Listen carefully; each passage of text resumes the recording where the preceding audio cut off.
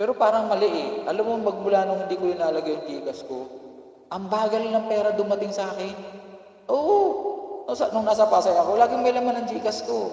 1,000, 3,000, 2,000. Nung sinimulan ko tanggalin, pero pamahiin lang yun, di ako naniwala rin. Talagang mayroon talagang time na walang income. Magmula nung kasi nung ginawa ko yun, dati, nagkakalaman pa ako ng Gcash ko ng 4,000, 5,000. Oo, naandun lang sa Gcash ko lang yun. Mabawasan man, siyempre yung mga may pumapasok ng mga ano. Pero alam mo kung ano yung mga pumapasok. Hindi naman yung bigla na lang, mayroon palang papasok na 2,000. Walang ganun. Mga maliliit lang. Sabi nga nila, sharing is caring. Salamat! Ay, kung kayo magsishare sa akin, yun, ayos yan. Maganda yan.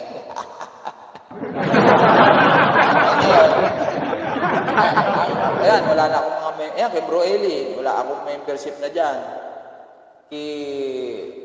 Kay Maris 88, kay Maris 88, di ba? Ano pangalan niya travel channel ba ngayon, no? Yan, member ako dati dyan, nagpa-member ako dyan. Kay Irene, member ako kay siyempre, si Irene pa. Alam ko namang di ako pa-member dyan. Pero ngayon, wala na, matagal na. Nasa Pasay pa ako, hindi na ako nagpa-member, wala na akong membership dyan kay Irene. Oo. Eh, wala eh. Kaya fair, wala lahat. Wala akong iniwan na para magpa-member pa. Wala. Mas maganda pala sharing lang kaysa kumanta walang loading, bro. Kaya nga eh. Pinakikiramdam ako kaya daldal ako ng daldal eh. Madami naman akong pinamemberan kaya pag nag-top up na uubos. Yun nga, alam ko si Sikoy. Di ba sinabi mo na dati sa akin yan? Di ba sinabi mo sa akin dati yan, mga pinamemberan mo, meron pa nga dati pa na nandidate man na, pero hindi mo tinatanggal yung membership mo. Sinabi mo sa akin yan, si Sikoy Angie, nung araw.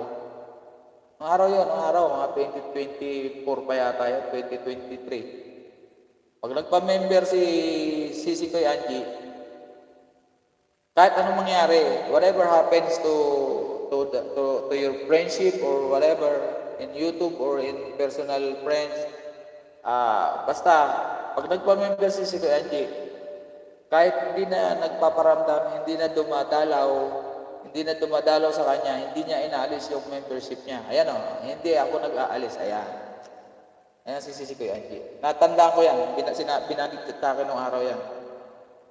Buhay pa ang apat-apat nun, binanggit niya sa akin.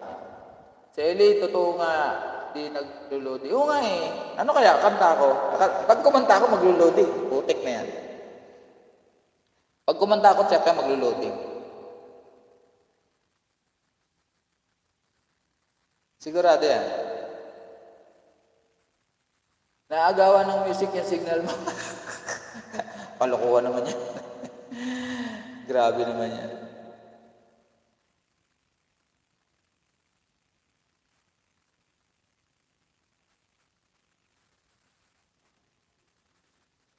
Si Kois lang ang inalisan ko kasi hindi na siya nag-active. Oo. Ayun, okay lang yun. Okay lang yun, di ba? Kasi sayang naman ipalilipad mo doon. Eh, wala na naman yung ano ni Kois eh. Wala na naman yung channel niya, hindi na siya nag-ano eh. Hindi na nga, minsan dumadalaw eh. Minsan dumadalaw kay Erin yun eh. Si Sikoy, dumadalaw kay Erin yun. Nung siguro mga 3 months ago, dumalaw yun.